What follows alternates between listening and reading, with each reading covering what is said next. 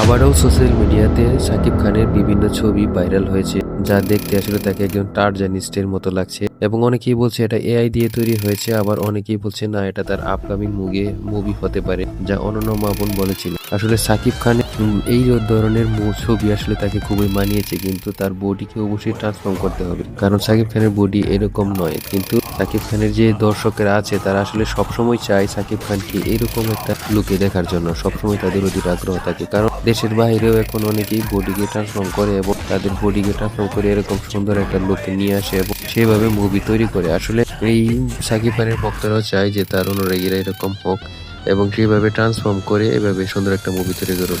তবে এটা অনেকেই এআই মনে করতেছে, কিন্তু আসলে আমার কাছে মনে হয় না এআই, মনে হয় আপকামিং তার কোনো একটা মুভি হতে পারে।